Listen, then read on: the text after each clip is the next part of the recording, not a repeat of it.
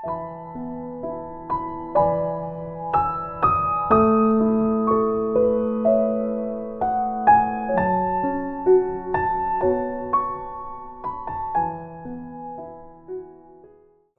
12절 혼인잔치의 표적, 혼인잔치의 표적 이런 말씀으로 이 새벽에 은혜를 나누도록 하겠습니다. 예수님께서 이 땅에 공생을 시작하면서 행하신 첫 번째 표적이 있습니다. 바로 오늘 본문에 나온 갈릴리 가나 혼인잔치의 표적입니다. 성경에서는 혼인잔치는 단순히 결혼식을 의미하는 것은 아닙니다. 하나님과 백성 사이에 풍성한 관계와 기쁨을 상징하는 중요한 은유적 표현이 바로 이 혼인잔치의 표적이라 할 수 있습니다. 그런데 오늘 본문 속에 잔치에서 위기가 닥치는 걸 볼 수 있습니다. 포도주가 떨어지게 되는 사건입니다. 유대인 사회에서 혼인잔치는 일주일가량 진행되는데 잔치에 흥을 돋운 포도주가 떨어졌다는 것은 단순히 먹을 물이 떨어졌다, 먹을 포도주가 떨어졌다라는 내용은 아닙니다. 신랑과 신부 사이에 이 혼인잔치를 하는 혼인잔치 관계에 문제가 생긴 것이고, 이것은 그 두 혼인 관계에 있어서 문제가 있었다는 것을 의미하기도 하며, 그 가문에게 씻을 수 없는 수치요 언약의 관계가 제대로 맺어지지 않는 그런 관계로 지금 언약을 맺고 있는 그런 아주 큰 문제가 있는 상황이라는 것입니다. 큰 공경과 결핍의 상황이라는 것이죠. 이것은 어쩌면 오늘날 우리가 믿음을 가지고 있는 이 시대의 모습이 아닐까 싶습니다. 하나님과 우리와의 관계가 언약의 관계는 맺어져 있지만 그 언약의 관계가 정말 큰 기쁨의 관계로, 또 그리고 정말 진솔하게 서로가 하나 된 그런 모습의 관계로 나아가는 것이 아니라 그냥 단순히 내가 원하는 것을 얻어내기 위한 종교성만을 가지고 있는 그런 모습이 아닌가 하는 그런 불안한 인간적인 실존의 모습을 은유적으로 나타내 보여주고 있다는 것이죠. 바로 요한복음은 그런 모습을 의미하고 있는 것입니다. 영적인 세대, 그리고 이 시대의 영지주의자들이 가득해서 실제적인 기쁨과 은혜는 없고 그냥 지식적인 그런 하나님만 믿고 있는 이 시대 가운데 이 포도주가 떨어졌다는 사실은 아마도 이들에게 있어서 신앙의 기쁨과 감사와 누려야 될 은혜들을 충분히 누리지 못하고 그냥 단순히 겉표면적으로는 언약만 맺고 살아가는 그런 모습을 가지고 있는 것은 아닌가 생각할 수 있을 정도로 그런 안타까운 것을 은유적으로 표현한 것이 바로 이 혼인잔치의 표적이라 할 수 있습니다. 우리는 정말 신앙생활 가운데 기쁨을 누리며 신앙생활하고 있고, 정말 신앙생활하면서 감사하며 신앙생활이 정말 즐거워서 이 모든 것들을 누리며 살아가고 있는가? 아니면은 율법적으로 얽매여서 내가 해야 되니까 어쩔 수 없이 종교생활 하듯이 또 내가 원하는 것을 얻어낼 수 있진 않을까? 혹시라도 내가 이 신앙 가운데 신앙을 멀리하게 되면, 하나님을 멀리하게 되면, 주의 성수 안 하게 되면은 하나님께 혼나진 않을까 하는 두려움과 근심 가운데 신앙생활하고 있진 않습니까? 오늘 그 신앙에 대해서 예수님께서 정확하게 말씀해 주십니다. 포도주가 회복되었으니 진정한 기쁨을 회복하길 바란다. 진정한 기쁨의 때가 임하기를 바란다. 라고 말씀해 주고 있는 것입니다. 먼저 그때가 어느 때인지 한번 오늘 본문을 통해 살펴보겠습니다. 사람의 때가 아닌 하나님의 때를 말씀하고 있습니다. 포도주가 떨어지자 예수님의 어머니 마리아는 아들에게 이 문제를 해결해 주기를 원하였습니다. 아마도 친척 관계였을 이 집안에 체면을 세워주고 싶었을 것이고, 언약의 관계 결혼식이 온전하게 진행될 수 있기를 그렇게 기대했을 것입니다. 그런데 이것을 가지고 예수님께 나아갔을 때 예수님은 마치 어머니를 대하듯이 대하는 것이 아니라 제3자의 여장을 대하듯이 이렇게 말합니다. 여자여 나와 무슨 상관이 있나이까? 내 때가 이르지 아니하였나이다. 여기서 어머니를 여자여라고 부른 것은 하대 표현은 아닙니다. 여성을 존중해 여기는 영어의 맵이라는 표현 같이 존중하는 표현이지만, 어찌됐든 이 맵이라는 표현은 보편적으로 어머니에게 하는 표현은 아닌 것이죠. 예수님은 분명하게 선을 그으면서 육신적인 어머니 마리아로서 아들에 임하는 것이 아니라 지금 이 관계는 하나님의 아들로서 오직 하늘 아버지의 뜻과 하나님의 때를 따라 움직여야 된다는 내 때가 아직 이르지 아니하였나이다 라고 말하는 그 때를 말하고 있는 것입니다. 예수님께서는 단순히 이 땅에 사람들의 필요를 채우기 위해서 오신 것이 아니라 하나님의 뜻과 하나님의 일을 행하시기 위해서 오신 것임을, 그리고 이 표적은 하나님의 뜻을 나타내주고자 하는 그것을 말씀하고 있다는 것이죠.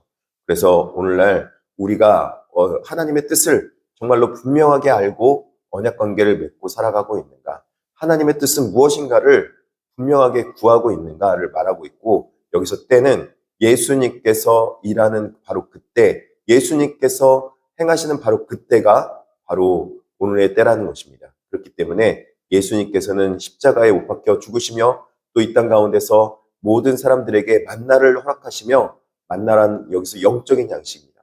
영적인 양식인 말씀을 허락하시는 그 때를 예수님께서 말씀하고 있는 것입니다. 예수님께서는 그 때를 또한 만들어가고 있는 걸 볼 수 있다는 것이죠. 정결 예식에 한계가 있다는 사실을 이들에게 보여줍니다. 예수님은 하인들에게 명하여 돌 항아리에 물을 가득 채우게 하십니다. 본문 6절에 보면은 이 항아리는 유대인의 정결 예식을 따라 놓인 것이다, 그렇게 말하고 있습니다.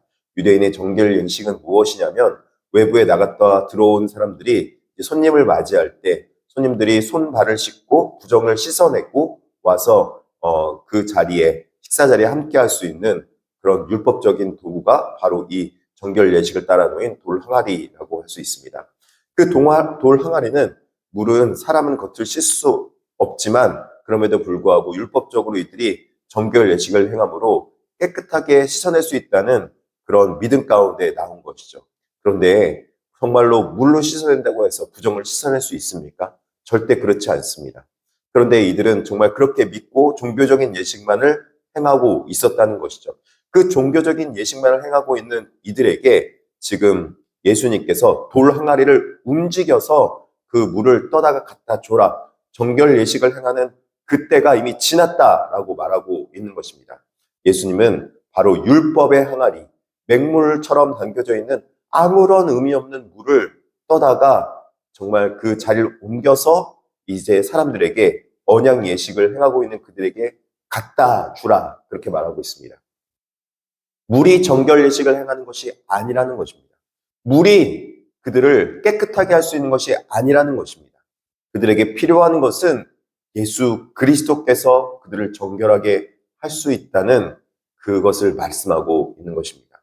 새 언약의 시대가 돌아있다는 것을 선포하고 있는 것이죠. 오늘 여기서 우리는 본문의 핵심인 표적이라는 단어에 좀 집중해야 될 필요가 있습니다. 예수께서 이 첫 표적을 갈릴리 가나에서 행하여 라고 말하는 헬라어 단어 세메이오는 성경에서 기적을 뜻하는 여러 단어 가운데 하나입니다. 단순히 놀라운 능력을 뜻하는 두나미스나 기이한 일을 뜻하는 테라스라는 단어와는 좀 다르게 쓰여있는 것을 볼 수 있습니다. 요한의 의도는 세메이온이라는 단어를 써서 이것은 성경에서뿐만 아니라 다른 곳에서는 영어로 사인, 즉 이정표라는 뜻을 가지고 있는 것입니다. 이정표는 그 자체의 목적이 있는 것이 아니라 이것을 통해서 무엇인가를 가리켜서 나타내 보여주고자 하는 방향성을 의미하고 있다는 것입니다. 모든 방향성이 무엇을 말하고 있습니까? 예수 그리스도 십자가로 인하여서 죄사함과 우리가 이 땅 가운데서 단순히 육신만, 눈에 보여지는 것만 있는 것이 아니라 이 땅 가운데 하나님의 아들이신 예수 그리스도께서 오셔서 이 땅에 행하실 표적들을 통해서 하나님 나라가 이 땅 가운데 있다는 것을 보여주고 있는 것입니다. 우리 인생을 변화시키시며 물을 포도주로 변화시키듯이 마치 우리 인생을 변화시키시며 율법의 한계 속에 갇혀있는 사람들에게 그 율법의 한계를 뛰어넘어서 정말 하나님께서 원하시는 기쁨의 은혜를 이 땅 가운데서 죽을 수밖에 없는, 죄악으로 인해서 죽을 수밖에 없는, 그리고 물로 인하여서 전혀 효과 없는 그런 종교 생활만 하고 있는 자들에게 종교성을 뛰어넘은 온전한 신앙의 모습이 무엇인지를 이들에게 보여주고 싶었다는 것입니다. 세상이 주는 기쁨은 처음엔 달콤하지만 갈수록 시들해지고 결국은 취함과 허무로 끝나는 것입니다. 하지만 예수님이 주시는 기쁨은 지금까지 감추어뒀던 이 세상에서 느낄 수 없었던 최상의 기쁨을 말하고 있는 것이고, 예수님은 수치를 당할 뻔한 혼인잔치를 이전보다 훨씬 더 칭송과 감탄이 터져나오는 기쁨의 자리를 역전시키는 것을 말씀하고 있는 것입니다. 사랑하는 성도 여러분, 말씀을 맺겠습니다. 맹물이 포도주가 되는 것처럼 우리 인생의 맹물 같았던 인생이었다면 이제는 우리 인생이 진한 값비싼 포도주와 같은 그런 향내를 내는 존재가 되어야 될 줄 믿습니다. 우리 삶 속에서 결핍과 또 부족의 문제로 있었던 우리 삶을 돌이키고 환원해서 이제는 하나님이 정말로 기뻐하시는 신앙의 모습으로 우리 삶을 돌이켜야 될 이유가 바로 여기 있습니다. 무엇을 말씀하고 있습니까? 하나님께서 우리의 삶을 정말로 기쁨으로 인도하고자 하는 그 믿음의 삶, 정말로 우리 삶이 건강하고 거룩한 삶으로 나아가는 그런 삶이 되기를 그렇게 우리가 또 바꾸고 변화시켜야 될 줄 믿습니다. 우리 삶은 물이 변하여 포도주가 되는 그런 사건처럼 우리 삶 속에서 정말로 율법의 맹물의 한계에 갇혀있던 우리 삶을 뛰어넘어서 하나님이 기뻐하는 진정한 죄 씻음과 또 그리고 하나님 앞에 하나님께서 우리에게 원하시는 진정한 기쁨의 삶을 회복할 수 있는 정말 예수 그리스도에 인해서 구원의 기쁨을 누릴 수 있는 그런 백성이 될 수 있기를 진심으로 축복합니다. 하나님 앞에 예수 그리스도의 믿음의 온전한 모습이 있기를 진심으로 축복합니다. 기도하고 나가도록 하겠습니다.